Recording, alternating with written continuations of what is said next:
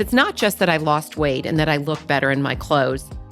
It's my back doesn't hurt. My hips don't hurt. I don't have joint inflammation. I don't get up in the morning going, oh, like I feel like I need oil for the Tin Man. I just feel good. I'm sleeping well. My mind is clear. I just feel better about life in general, which I think there's no way that that can be a bad thing.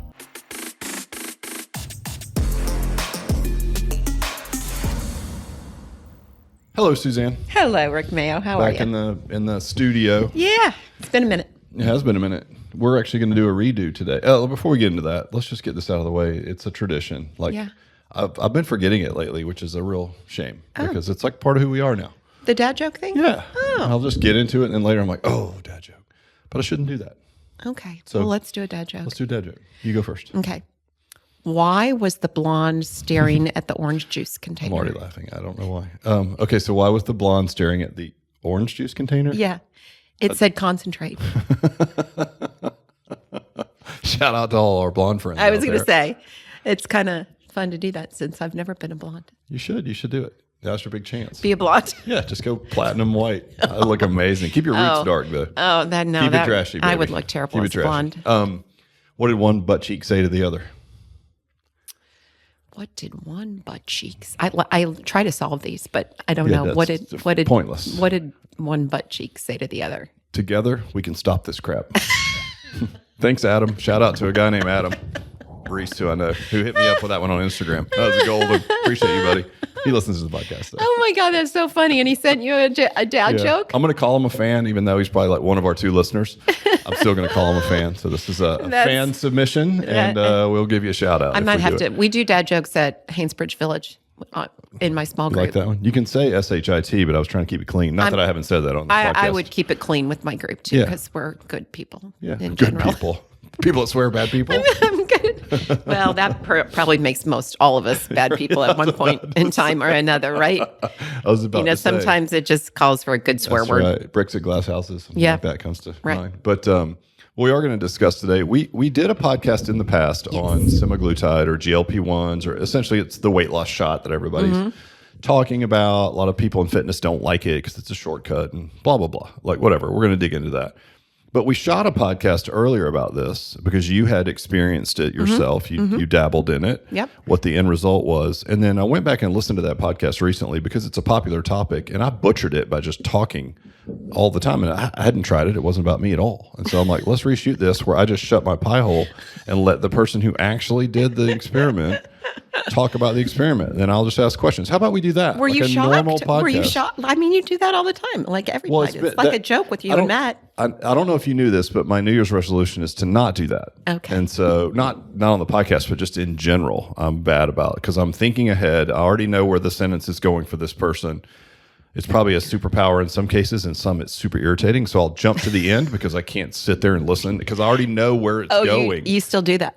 I know. It's so hard. But like I promise you, it was my only New Year's resolution is just sit, listen, as painful as it's going to be because you know where somebody's going. Right. But maybe you don't, right? So like, let's just sit and then pause a little bit before you offer up any info. Yeah, you so probably I've been a little bit more quiet than I used to be. You probably really do hard. know where most people are going, though. You probably do. I do. Yeah. I do. And I'm it's not really annoying. usually, but it's to the person receiving it, it's like super annoying, right? Yeah, it's like, golly. Okay. I'm not making excuses, but that's something I get better at. So I did that on the podcast. I was excited. I thought it was a great topic. I got all fired up, did all this research, and I just never shut up. So today we're going to reshoot it. We'll probably ixnay or deep six the old one and have that thing sent to wherever and we'll just reshoot it. So today is going to be all about GLP-1s, semaglutide, was it Tirzepatide, and what their benefits are. And so, as everyone listening knows, it's talked about in every media outlet, everywhere online. It's essentially a strategy. It's a long-standing treatment for type 2 diabetes. Right. But it has become very popular for weight loss. And you dabbled in it a while back. So why don't we start there? Just what did you do and what was your experience? Okay, so this is probably a little more than 2 years ago. I was at my cardiologist. I have a family history of severe heart disease, and I have super high cholesterol and different things that are just an inherited trait. So I'm under the care of a cardiologist. I was in there and I was kind of whining to her that I really had been trying to lose weight. I'm talking about like 15, maybe 20 pounds. I had tried Noom. I had tried Weight Watchers. I have tried intermittent fasting. I've tried everything. And I could not get the weight off. And so she said, well, let's try a semaglutide. And I'm like, score. I'd had a friend in my neighborhood who had been on it and had lost a significant amount of weight. She looked amazing. She felt great. And I'm like, I would love that. And she said, I think your insurance will cover it. So she wrote me a prescription for Ozempic. So I take it to my pharmacy. My health insurance company says no. They deny it. And my cardiologist said, don't worry, we're gonna appeal this because all insurance companies, unless you've got type 2 diabetes, they'll refuse it. So I think we can get this pushed through. So for the first month, I paid for the Ozempic and got the pens. It's insanely expensive. I think it was like $1,600. How much of a supply? 1 month. Goodness. Okay. So I'm like, at first I was like, God, that's a lot of money. I don't know. And then I thought, no, I'm going to invest in myself and maybe the insurance company will kick in, but I want to get started. So I did the first month. Well, long story short, the insurance company just said, no, we're not going to pay for this. And so I wanted to find an alternative. I knew that there were compounding pharmacies online. So I did some research. I found a company. I set up an appointment, and they have like nurse practitioners and PAs that meet with you on Zoom calls and, do your questionnaire and everything. So I'm talking to this person, and she said, I think you're a great candidate, and we will get you on, start you on this semaglutide. Well, I thought it was a semaglutide. What she ended up prescribing to me, unbeknownst to me, and this was just my ignorance to not even know what questions to ask, she ended up prescribing the Tirzepatide. And that's like, the difference is like Ozempic is the semaglutide, Tirzepatide, it's related, but it kind of has a different action. And that's known as Mounjaro. Yeah, I was about to say that's Mounjaro. Mounjaro. So the two that are semaglutide that are name brands are Wegovy and Ozempic. And then Mounjaro is Tirzepatide. Correct. And I have some information about Tirzepatide. Okay. As an alternative, but go ahead. So 1 month of semaglutide. 1 month of semaglutide. Now I'm going the alternative compounding pharmacy. They send me my supply.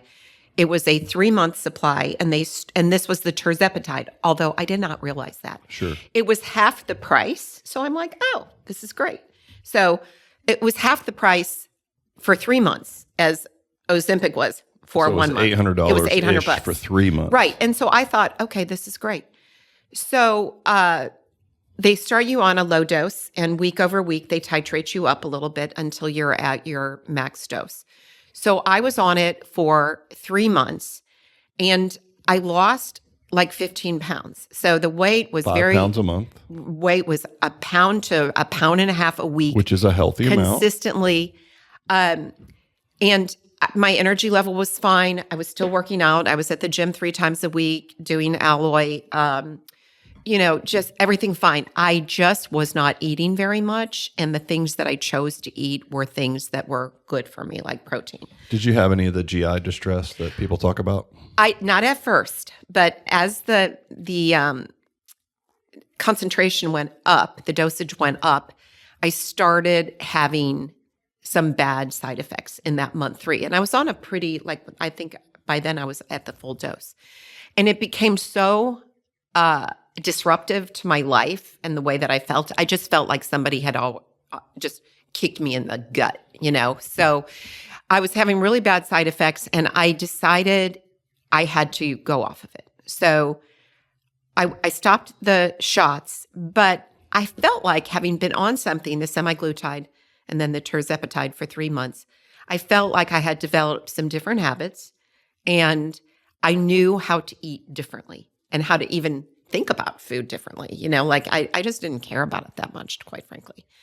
So I continued to just maintain my eating and drinking habits that I had formed during those previous 4 months, and I lost 15 more pounds over the next few months. So great. Now I'm down, 30 pounds and feeling good. People are starting to say, okay, wow, what are you doing and whatnot. So I think there is an afterburn, kind of a after effect when you stop the drug. It takes a while to get out of your system. That was just my experience. I don't know if that's psychological or if there's a physiological fact to that component. So fast forward, now we're at the holidays. I've been off of it for like 3 months, and I gained about 5 pounds back during the holidays. It's just normal. I'm just eating and drinking a little bit more, whatever. So in January of last year, I thought, oh no, I'm panicked. Like, I am not doing this yo-yo thing. And I saw a friend of mine who had lost a bunch of weight kind of gain it back and then some when she went off of it. I'm like, oh, that is not happening. So I called the company back again and kind of gave them my background. And they're like, oh yeah, you weren't on semaglutide, you were on Tirzepatide. And I'm like, I didn't even know that. And so it's like Tirzepatide seems to be more effective in a lot of people, but there are also more side effects. So if you had good luck on the Ozempic, let's put you back on the semaglutide. So did that, was on that for a few months, lost 10 pounds. So now I'm below the goal weight that I had kind of set for myself. And people are starting to say, don't lose any more weight. Like, you don't want to be like looking like you're sick. So I called them back and said, I just need a maintenance kind of situation. So that's what I've been doing for the last, 6 months or so. So is it like a microdosing? Is it just a way smaller dose? No, it's just a smaller dose once a week or maybe even once every other week. So it's about 1/10 of what I was taking. I don't know if that's considered microdosing. Do you still do it once a week, or yes, do you do little bits every day? I'm doing once a week. Okay. Once a week. And it's just very tiny. Subcutaneous is what that's short for that. Correct. Yeah. So, I mean, it's like the needle's so small, you don't even feel it going needle, in. Yes. Little 27 gauger. Yeah. And so, so that's what I've been doing. And so far, I did not have the side effects like I had with the Tirzepatide, with the semaglutide, and certainly not that low dose. Right. So it's perfectly fine. So, I feel like I could do this forever. Yeah. Well, and if the cost is down because it's like compounding. $120 a month. Well, let's talk about that for a second, because I was on a podcast recently at a med spa where they do semaglutide and Tirzepatide. And there is a big push by Big Pharma right now to eliminate the ability for compounding pharmacies to produce these type of drugs. Obvious reasons would be that they're going to get all the business, right? And so they don't want competitors coming in with generic versions and undercutting their pricing. And so they're making some maneuvers, lobbying, if you will, to outlaw these drugs to be produced in a compounding pharmacy. And then, of course, as business always does, it's sort of like the old Jurassic Park, like life finds a way. I feel like business is that way sometimes. It's like there'll be a block and somebody will come up with a workaround. It's like always moving, right? It's just this living, breathing entity, businesses. And so sure enough, the compounding pharmacies are like, well, there's a loophole where if we can combine the Tirzepatide with a B12 as an example, something harmless that you would just urinate out, right? Then we can actually still produce it. So anyways, this game on, there's this battle back and forth. But I'm going to ask you a question that a fitness person might ask you, because here you are sitting as a partner and COO of a fitness franchise.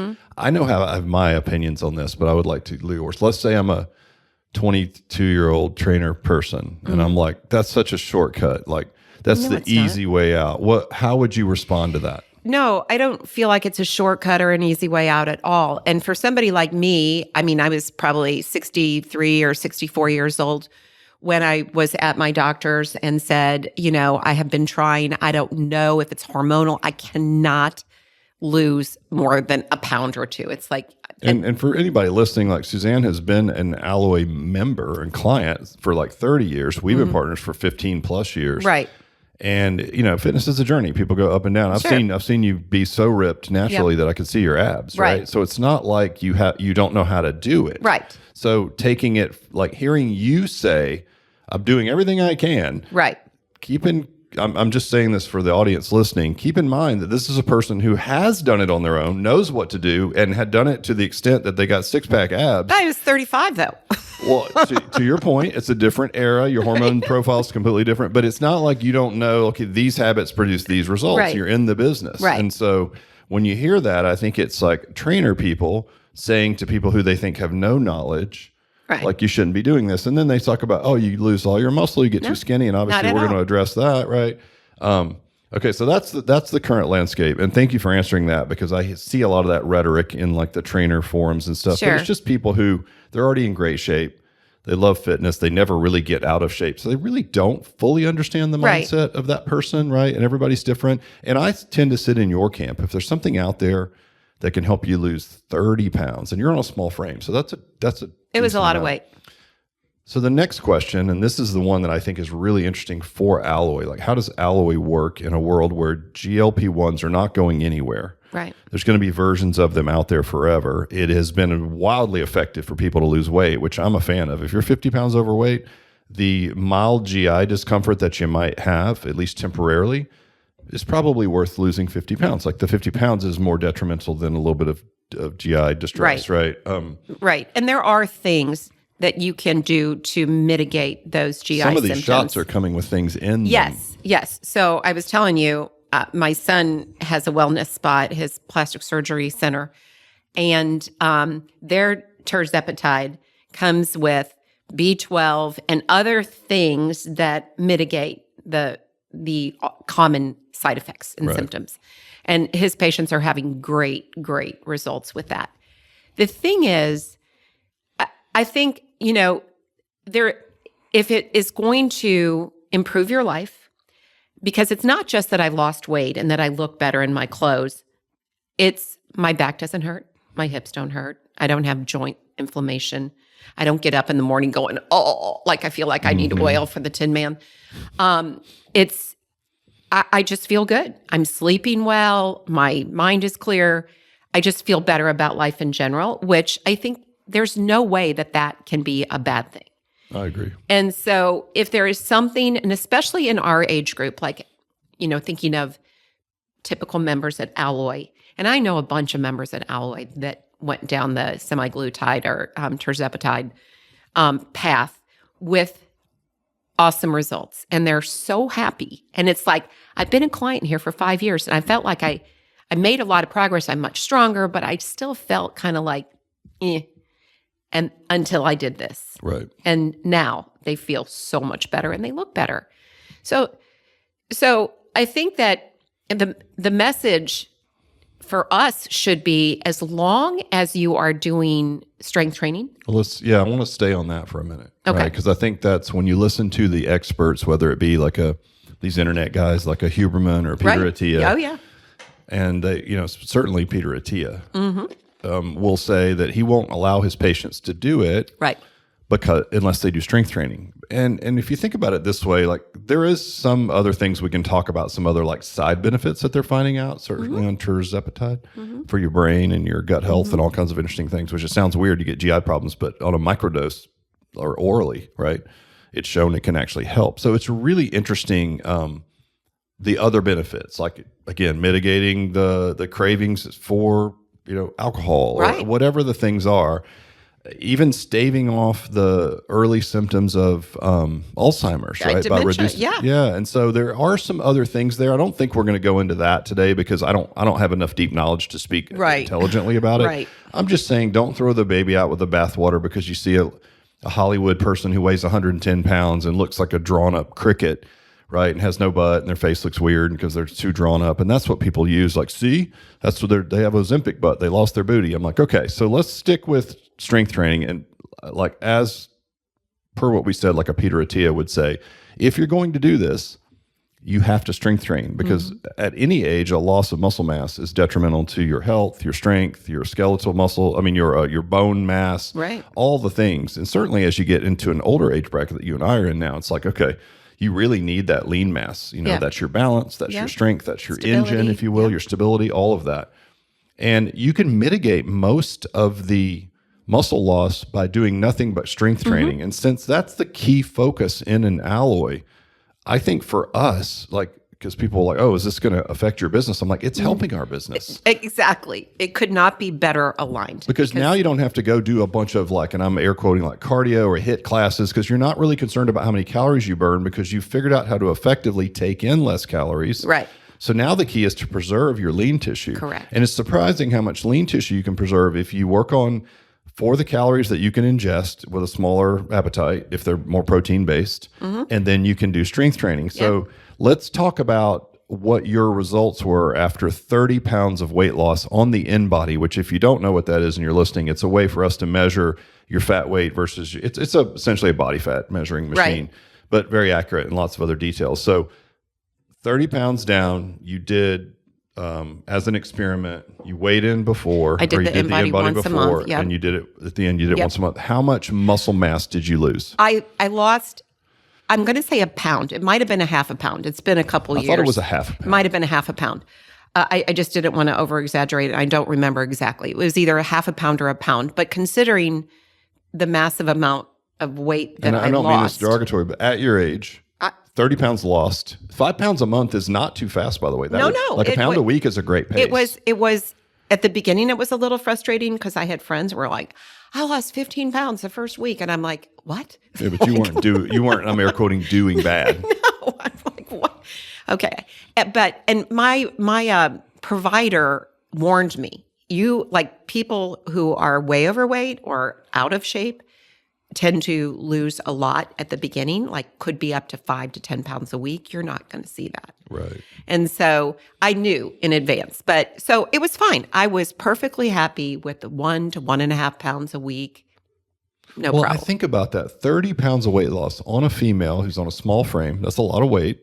And to only lose half a pound of muscle is amazing. And that's what people will say, especially in the fitness world, is like, yeah, but you lose all that weight and now you've lost all this muscle. It's like, well, if you did a little bit of research, forget about the mechanism that has you eat less. This would apply to the Atkins diet, carnivore, maybe South Beach in the past, Atkins, whatever the diet was that drastically reduced your calories and blunted your hunger, intermittent fasting, whatever that was.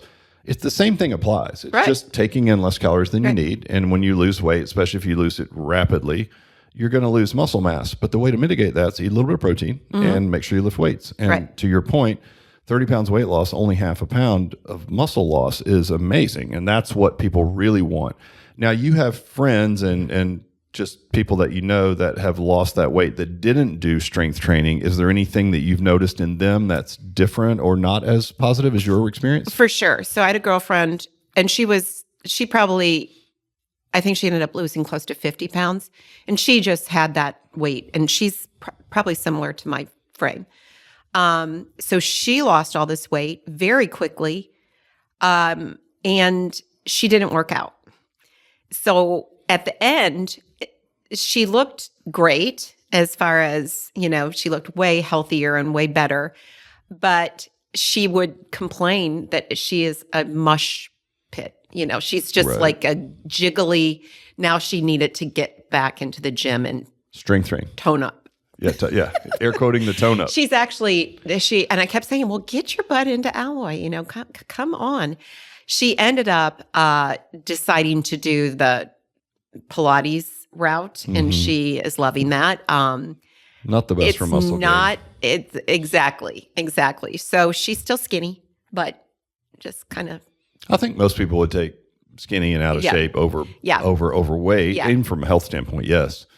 But and I really want our brand to hear this, brand wide, and I want trainers that are listening to this to hear it. Like, cool your jets on being this purist about how to lose weight. It's like, look, it's a great tool for a lot of people. Here's somebody who's sitting next to me who I have a ton of respect for, who's been in the industry forever, who understands how it works. This was just a way to get the thing started at a period of your life where the normal protocols weren't working.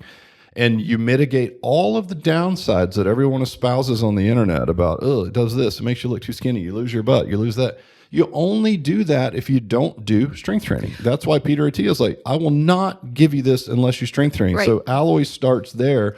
So anybody that's listening that is thinking about getting into Alloy or that's a franchisee, I highly encourage you to partner with med spas in your area with this message. Right. If you're doing, semaglutide or tirzepatide for your patients or your, clients, whatever they call them, listen, we would love to work with them because the way we're going to mitigate this loss of muscle, which makes them less healthy, and that's not what a med spa is for, right, is to do strength training. And that's what we're focused on first and foremost. So away goes. This is semaglutide disruptive to our industry in some ways. Yeah, if you're like Weight Watchers or something, decimated, right? If you're Weight Watchers is selling semaglutide now. Of course, you can't beat them. Join them. Noom, all of them are. You can't beat them. Join them, right?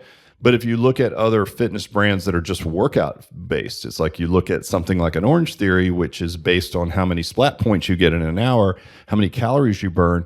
That becomes way less important if the calorie intake side of things is now taken care of.